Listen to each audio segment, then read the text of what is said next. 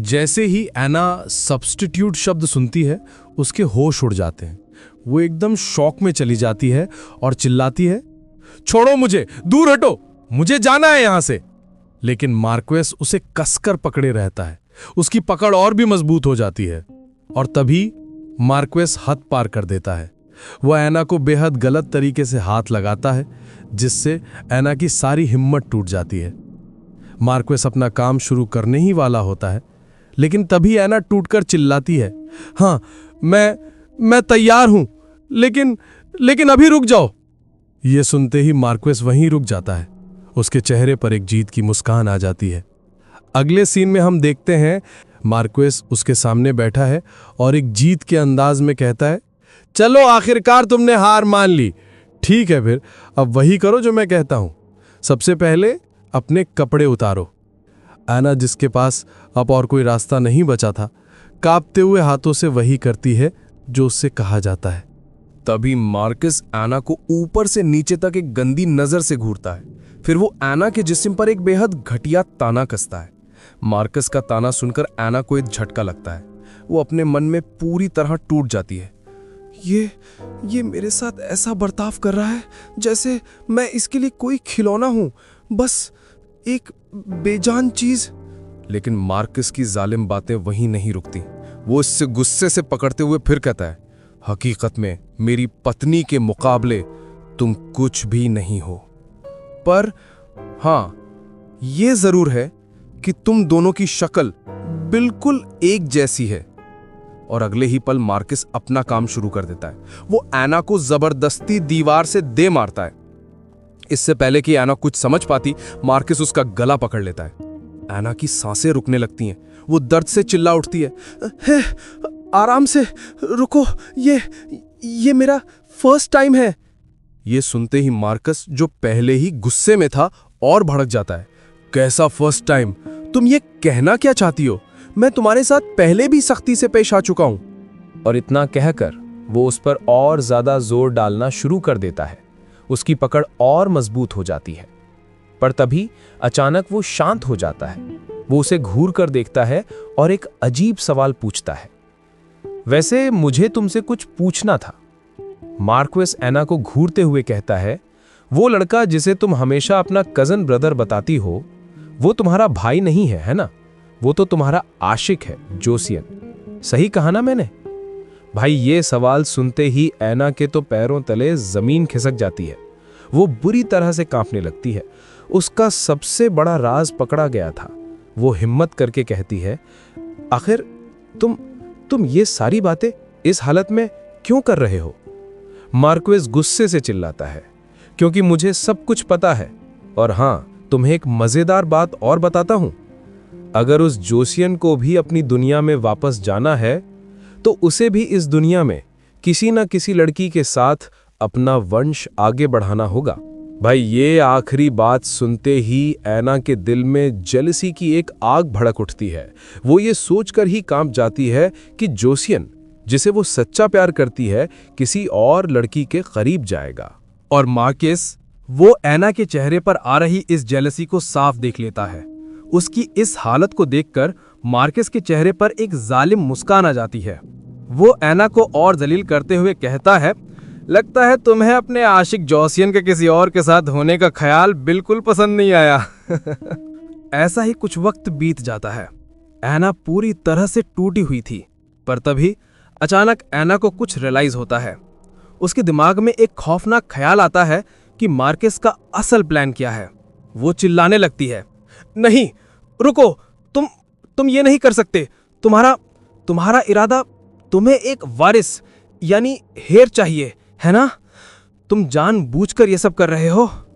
लेकिन मार्कस उसे और जोर से पकड़ लेता है।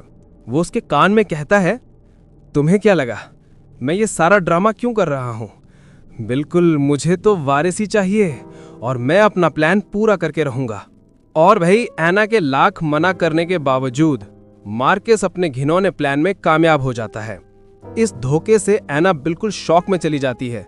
उसे एहसास होता है कि वो कितनी बुरी तरह फंस चुकी है। तभी मार्कस शांति से खड़ा होता है और अपने कपड़े ठीक करते हुए कहता है, खैर, मैंने तुम्हें जो इन्फॉर्मेशन पहले दी थी वापस जाने के लिए, वो सच थी, बट वो आधी अधूरी थी। और अब वो ऐना को वो बची हुई सच्चाई बताता है जो ऐना के होश उड़ा देगी।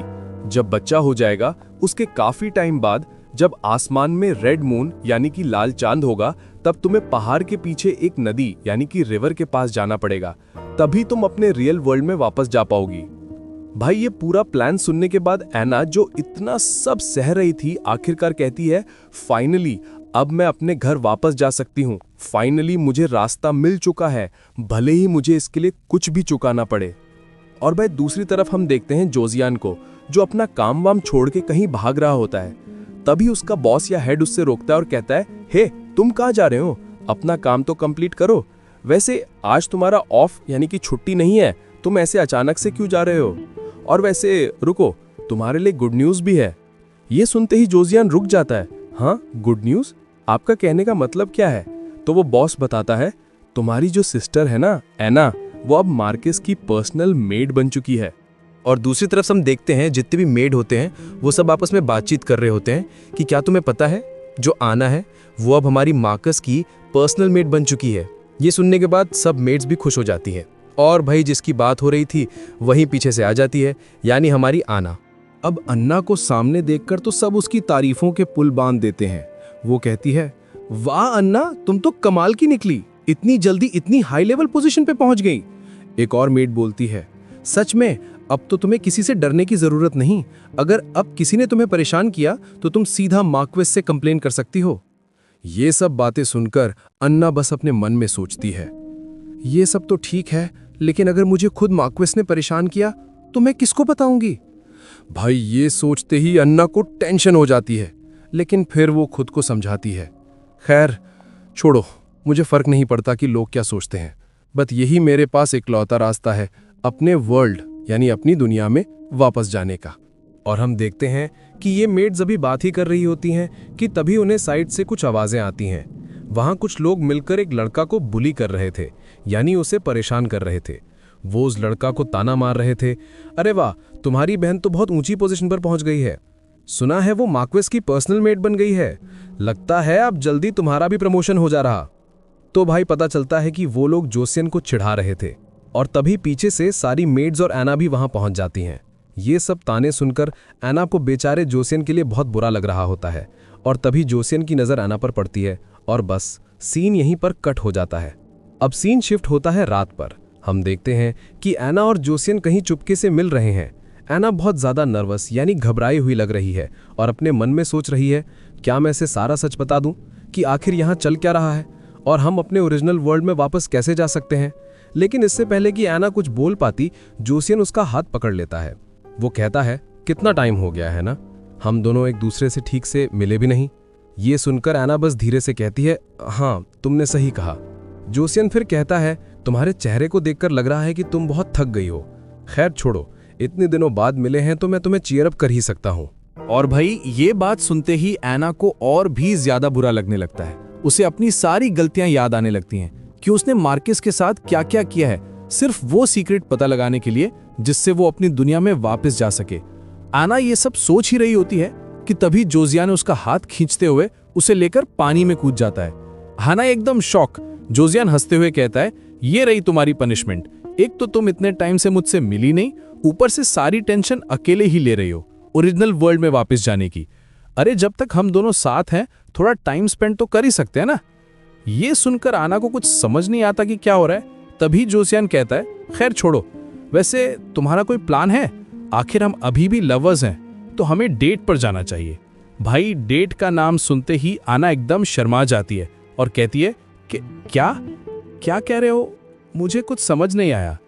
इस पर जोसियान स्माइल करता है और कहता है, मैंने सुना है कि मार्केस के किले के पीछे एक रोज गार्डन है, वो उसने अपने लिए बनवाया है। चलो हम वहीं चलते हैं अपनी खुद की पर्सनल डेट के लिए। वैसे तो वो जगह हमेशा लॉक्ड रहती है, लेकिन वहां कोई आता जाता नहीं है। तो भाई डेट पर रोज गार्डन जाने की बात सुनकर अन्ना तो डर जाती है कि कहीं पकड़े ना जाए। लेकिन जोसियन पूरे चिल मोड में कहता है, अरे छोड़ो, अगर हम पकड़े भी गए तो क्या, वो जगह इतनी खूबसूरत है कि वहां सैक्रिफाइस यानी बलिदान देना भी मंजूर है। ये सुनकर अन्ना एकदम कंफ्यूज्ड है। तुम ये क्या कह रहे हो? पर जोसियन यहाँ बहुत खुश था। वो कहता है, खैर छोड़ो ये सब, अब अपना हाथ दो, चलो यहाँ से निकलते हैं, वरना तुम पानी में भीगकर बीमार पड़ जाओगी। और भाई जोसियन जैसे ही अन्ना का हाथ पकड़कर उसे खड़ा करने लगता है, अन्ना फिर से अपने मन में सोचने लगती है, सच में जोसियन मुझसे लाख गुना अच्छी लड़की डिजर्व करता है, मैं उसके लायक बिल्कुल नहीं हूं। और तभी जैसे ही अन्ना खड़ी होती है, वो अपने मन में एक बड़ा कन्फेशन यानी सच बोलना शुरू करती है। जोसियन, मैंने तुम्हें धोखा दिया है, मैं मार्केस के साथ सोई और अब उसका बच्चा मेरे पेट में है। अपने रियल वर्ल्ड में वापस जाने का बस यही एक रास्ता था, और तुम्हें भी यही करना होगा इस दुनिया की किसी और लड़की के साथ। लेकिन तभी जोसियन उसे हिलाता है और कहता है, ए अन्ना, कहाँ खो गई? तुम ठीक तो हो ना? और भाई यहाँ पर मिलता है ट्विस्ट। पता चलता है कि ऐना ने ये सारी बातें जोर से नहीं बोली। ये सब कुछ, ये पूरा कन्फेशन वो बस अपने मन में ही कह रही थी। दरअसल उसके अंदर इतनी हिम्मत ही नहीं थी कि वो जोसियन को ये सारा सच बता सके। वो बहुत ज्यादा डरी हुई थी। और तभी जोसियन कहता है, लगता है तुम सच में अपने काम में बहुत बिजी चल रही हो और तुम्हारी तबीयत भी कुछ ठीक नहीं लग रही। ये सुनकर ऐना झट से बोलती है, नहीं ऐसा कुछ नहीं है, मेरी तबीयत ठीक है, बस मैं थोड़ा बिजी हूँ। खैर छोड़ो, अब मुझे चलना चाहिए, अगर किसी ने हमें साथ देख लिया तो बहुत प्रॉब्लम हो जाएगी। इस पर जोसियन भी अग्री करता है, हाँ तुम सही कह रही हो, वैसे भी अब तुम इतनी बड़ी पोजीशन पर पहुंच चुकी हो तो प्रॉब्लम तो होगी ही। और ऐना वहां से जाते जाते फिर से अपने मन में सोचती है, जोसियन, ये जो मैंने गलती की है, जो मैंने तुम्हें धोखा दिया है, इसकी सजा मैं अपने रियल वर्ल्ड में पहुंचने के बाद खुद को जरूर दूंगी। और भाई ये लोग ऐसे ही बात करके वहां से निकल जाते हैं।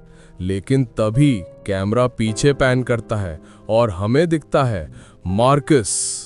भाई वो अब तक छुपकर इन दोनों को ही देखे जा रहा था। और इसी क्लिफ हैंगर पर यह सीन कट हो जाता है। अगले सीन में हम मिस सटेज को देखते हैं। वो कुछ मेड से पूछताछ कर रही है, तुम लोगों ने अन्ना को देखा है, कहाँ है वो? ये सुनते ही जितनी भी मेड्स होती हैं वो एकदम हड़बड़ा जाती हैं। वो कहती हैं, नहीं नहीं, हमने उन्हें नहीं देखा। और ये बोलकर दोनों वहां से भाग जाती हैं। ये देखकर मिस सटेज कंफ्यूज हो जाती है, हैं? ये लोग ऐसे भाग क्यों गए?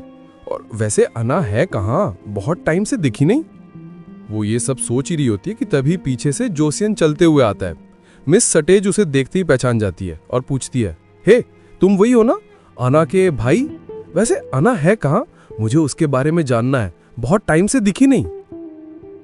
ये सुनकर जोसियान को भी झटका लगता है। वो कहता है, क्या आपको नहीं पता? अन्ना तो अब मार्किस की पर्सनल मेड बन चुकी है।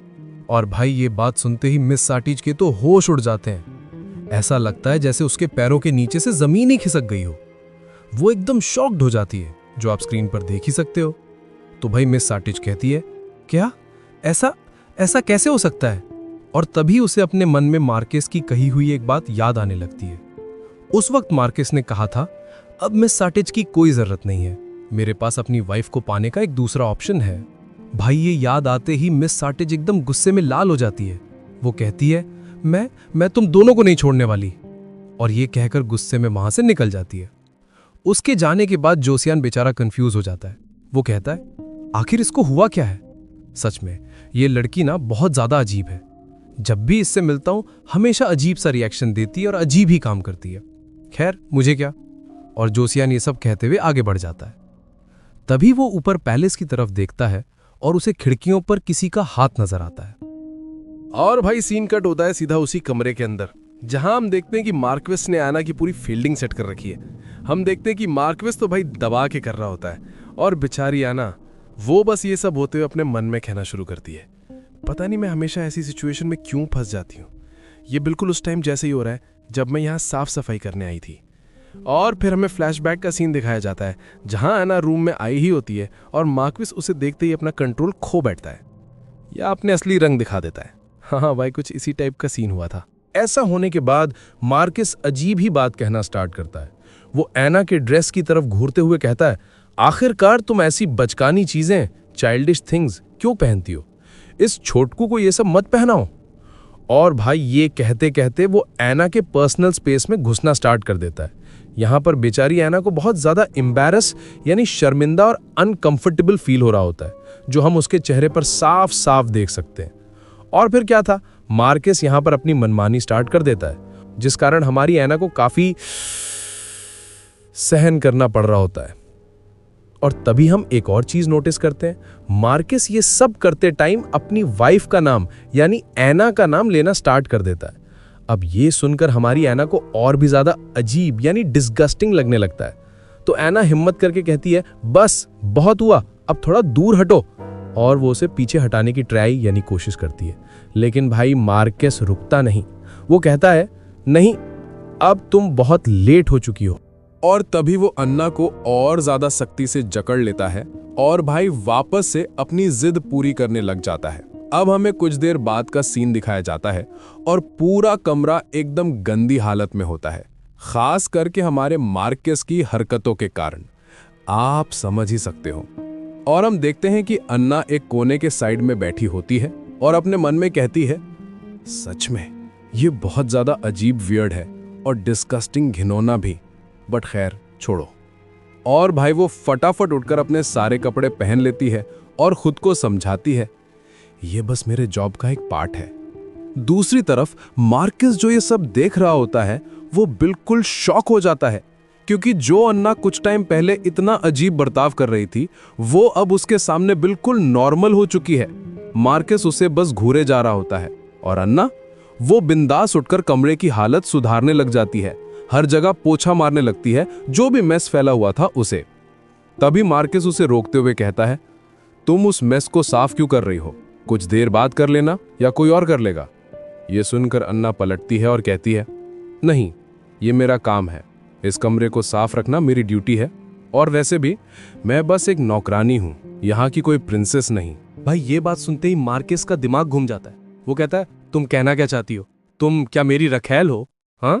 ऐना ये सुनकर एकदम शॉक, नहीं, मेरा कहने का मतलब ये नहीं था। मार्केस उसके पास आते हुए कहता है, तो फिर तुम्हारा मतलब क्या था? बताओ मुझे, क्या तुम मेरी वाइफ बनना चाहती हो? इस वर्ल्ड में इज्जत के साथ जीना चाहती हो? और ये कहते कहते वो उसके हाथ को किस करना स्टार्ट कर देता है। मेरे साथ आओ, मैं तुम्हें हर चीज दूंगा जो तुम्हें चाहिए। लेकिन तभी फटाक, ऐना उसे एक जोरदार चाटा मारती है और उसे दूर कर देती है। वो गुस्से में कहती है, नहीं, मुझे किसी चीज की जरूरत नहीं है, तुम बस मुझसे दूर रहो। अब ये देखकर मार्केस भी चिढ़ जाता है। वो कहता है, सच में तुम्हारे नखरे बहुत है। एक तरफ तुम्हें इस वर्ल्ड से जाना भी है, लेकिन तुम्हें यहाँ रुकना भी है। खैर, मुझे इससे क्या फर्क पड़ता है। और फिर वो उससे ताना मारता है, वैसे तुम्हारे उस भाई का क्या होगा जब उसे पता चलेगा कि तुम्हारे पेट में मेरा बच्चा है? जब सबको पता चलेगा तब क्या जवाब दोगे? और वैसे भी उसको भी तो जाने के लिए यही सब करना पड़ेगा ना। जोसियन के बारे में ये ताना सुनने के बाद हमारी ऐना थोड़ा हिचकिचाती है और उसे जेलसी यानी जलन भी फील होती है, लेकिन उससे भी ज्यादा जेलस यहाँ कोई और फील कर रहा था। ऐना का ये रिएक्शन देखने के बाद मार्केस को और ज्यादा जलन होने लगती है और ये चीज हमारी ऐना नोटिस कर लेती है। ऐना का इनर मोनोलॉग होता है, क्या ये सच में जेलस फील कर रहा है? और तभी मार्केस उसके पास आता है, उसके चेहरे को पकड़ते हुए कहता है, खैर मुझे उस जोसियन से फर्क नहीं पड़ता, बट कुछ तो है तुम में। वो ये सब कह ही रहा होता है कि ऐना उसे जोर से दूर धकेल देती है। वो कहती है, दूर रहो, मुझे जाना है, और वैसे भी आपका सारा काम कंप्लीट हो चुका है, अब मुझे यहाँ से जाना चाहिए। ये कहते हुए ऐना वहां से निकल जाती है। अब हम देखते हैं कि ऐना को सीढ़ियों पर यंग मास्टर यानी मार्केस का बेटा मिलता है। वो ऐना को देख के कहता है, हे, आप आ भी गए डैड के रूम से? आपने सारा काम कर लिया? ये सुनकर ऐना बस कहती है, हाँ, मैंने सब कर लिया है। तभी यंग मास्टर उससे पूछता है, आपसे मिलके उन्हें अच्छा लगा? वैसे क्या डैड ने आपको वो ऑफर बताया? भाई ऑफर का नाम सुनते ही ऐना की हालत खराब हो जाती है। उसे वही बात याद आ जाती है जब मार्केस ने उससे वाइफ बनने के लिए ऑफर दिया था। और अन्ना का ये घबराया हुआ रिएक्शन देखकर यंग मास्टर समझ जाता है कि उसके डैड ने अन्ना को ऑफर दे दिया है। अन्ना जल्दी से बोलती है, बेटा, तुम जैसा सोच रहे हो वैसा कुछ नहीं होने वाला। मैं बस एक मेड यानी नौकरानी हूँ। मैं कोई यहाँ की रानी या तुम्हारी मॉम बनने नहीं वाली हूँ। ये सुनकर यंग मास्टर बहुत मासूमियत से कहता है, मुझे पता है, बट इससे क्या फर्क पड़ता है? मेरे डैड आपको पसंद करते हैं और मैं भी आपको करता हूँ। मैं चाहता हूँ कि आप मेरी मॉम बनो। क्यों, आप मेरी मॉम बनना चाहती हो ना? और भाई ये सीधा सवाल सुनकर अन्ना यहाँ पर बहुत ज़्यादा डर जाती है और एकदम नर्वस हो जाती है। यंग मास्टर का ये सवाल सुनते ही अन्ना फौरन कहती है, नहीं बेटा, मैं ऐसा बिल्कुल नहीं चाहती। और बेचारे यंग मास्टर को ये सुनकर बहुत बुरा लगता है। अन्ना भी ज़्यादा ना रुकते हुए वहाँ से चली जाती है। लेकिन अन्ना के जाते ही हमारा यंग मास्टर सीधा भागते हुए अपने डैड यानी मार्क्विस के रूम में घुस जाता है। अब अपने बेटे को अचानक से ऐसे रूम में देखकर मार्क्विस भी चौंक जाता है और कहता है, तुम यहाँ क्या कर रहे हो? इस पर उसका बेटा कहता है, डैड, आपने तो कहा था कि आप अन्ना को मेरी मॉम बनाने वाले हो, पर वो तो मना कर रही है। ये सुनकर मार्क्विस कहता है, क्या तुम कहना क्या चाहते हो? बेटा फिर से बोलता है, डैड, मैंने अन्ना से अभी पूछा, उसने साफ मना कर दिया कि वो मेरी मॉम नहीं बनना चाहती। अब ये सुनकर मार्क्वेस एकदम चिल होकर कहता है, तो फिर क्या हुआ, कहने दो उसे, वैसे भी उसके कहने से फर्क नहीं पड़ता। भाई मार्क्वेस यहाँ एकदम सीरियस हो जाता है। वो कहता है, वो ऑलरेडी पहला से ही तुम्हारी मॉम है, भले ही वो अपने वर्ल्ड में वापस जाना चाहती हो, इससे हमें कोई फर्क नहीं पड़ना चाहिए। हो सकता है उसके लाइफ में कोई और हो जिसे वो प्यार करती हो। अब ये सारी बातें सुनकर बेचारा बच्चा कंफ्यूज हो जाता है, क्योंकि बात अन्ना की हो रही थी, लेकिन मार्क्वेस शायद अपनी डेड वाइफ इना के बारे में सोच रहा था। मार्क्वेस आगे कहता है, खैर मुझे इससे फर्क नहीं पड़ता, भले ही उसकी लाइफ में कोई भी हो, या वो अपने वर्ल्ड में जाना चाहती हो, या ये बात हो कि हम लोगों ने उसे इस वर्ल्ड में रोकने के लिए कितना सैक्रिफाइस बलिदान किया है। इन सब चीजों से कोई फर्क नहीं पड़ेगा, पर हाँ, इससे एक चीज नहीं बदलती कि हम उसे पाना चाहते हैं और हम उसे जरूर पाके रहेंगे, भले कुछ भी हो जाए, भले वो इस दुनिया में हो या दूसरी दुनिया में, हम उसे अपने पास रख के रहेंगे। और भाई अपने डैड का ये डेंजरस इरादा सुनने के बाद बेटा भी समझ जाता है। वो समझ जाता है कि उसका डैड साफ शब्दों में बस यही कहना चाहता है कि तुम बस एक अच्छे मौके का इंतजार करो। अपने डैड की बात सुनकर यंग मास्टर कहता है, हाँ डैड, मैं समझ चुका हूं, मैं यहाँ इंतजार करूंगा, मुझे आप पर पूरा भरोसा है, जैसे आप मुझ पर करते हो मैं भी आप पर करता हूं, हम दोनों मिलकर मॉम को वापस लेके आ जाएंगे। ये सुनकर मार्क्विस कहता है, हाँ क्यों नहीं, जरूर। और फिर सीन यहीं पर कट हो जाता है। अगले सीन में हम फिर से मिस सैटिज को देखते हैं। इस बार वो सीधा बटलर यानी कि मार्कस के मेन सर्वेंट से बात कर रही है। वो कहती है, मुझे मार्कस से मिलना है, मुझे उससे एक्सपेरिमेंट के बारे में कुछ जरूरी बताना है। ये सुनकर बटलर उसे रोकते हुए कहता है, बट अभी नहीं, हमारे सर अभी थोड़ा बिजी जा रहे हैं, तुम्हें बाद में आना चाहिए। भाई ये सुनते ही मिस सैटिज जिद करना स्टार्ट कर देती है। इस पर बटलर का पारा चढ़ जाता है और वो उससे उसकी औकात याद दिलाता है। वो कहता है, लगता है आप अपनी औकात भूल रही हो, आप बस एक ट्यूटर यानी पढ़ाने वाली हो, समझी? तो अपने काम से मतलब रखो और जो मैंने बोला है उसे फॉलो करो। भाई ये सुनते ही मिस सैटिज बिल्कुल शॉक हो जाती है। वो यहाँ कुछ भी नहीं कह पाती क्योंकि उसे पता है कि बटलर पोजीशन में उससे ऊपर है। तो मिस सैटिज बस गुस्से में कहती है, खैर मुझे फर्क नहीं पड़ता, और वहां से चली जाती है। हम देखते हैं वो गुस्से में जाकर एक खिड़की से बाहर देखना स्टार्ट करती है, जहां एक कौवा यानी कि क्रो बैठा उसे घूर रहा होता है।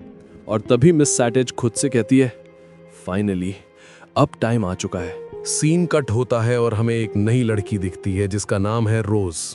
रोज के पास एक लेटर चिट्ठी आया होता है, तो रोज उस लेटर को पढ़ते हुए कहती है, इंटरेस्टिंग, मुझे लगता है मुझे वहां आना चाहिए।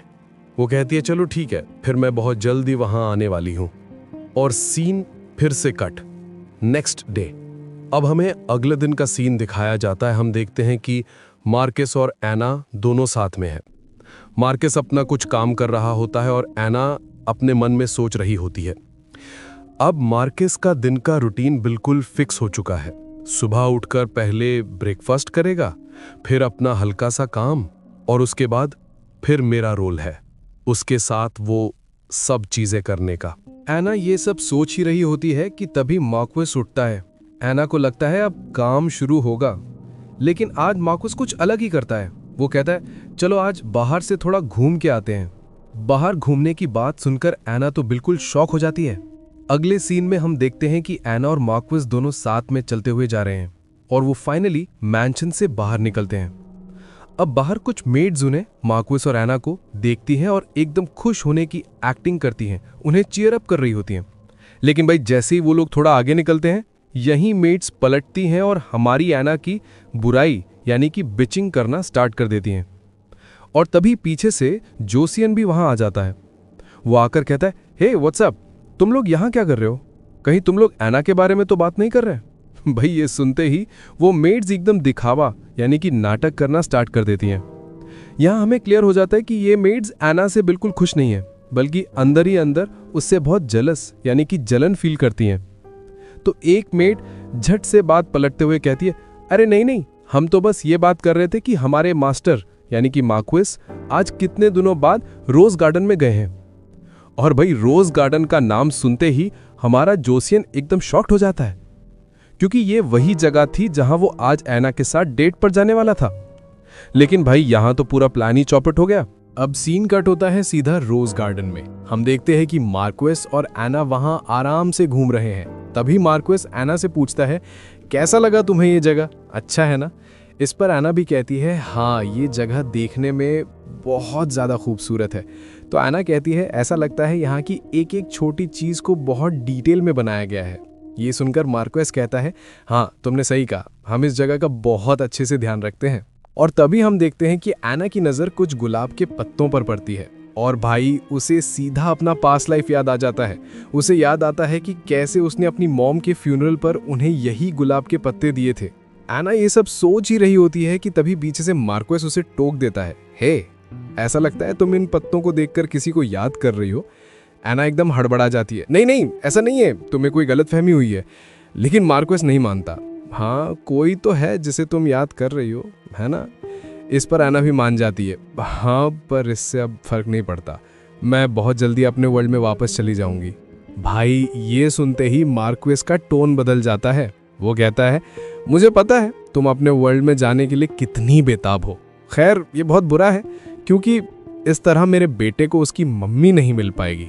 एना एकदम कंफ्यूज है, तुम ये क्या कह रहे हो? और तभी मार्कस अपना असली रंग दिखाता है। वो कहता है, मेरे बेटे ने जिद की थी कि वो तुम्हें अपनी मॉम बनाना चाहता है, पर खैर मुझे उससे फर्क नहीं पड़ता।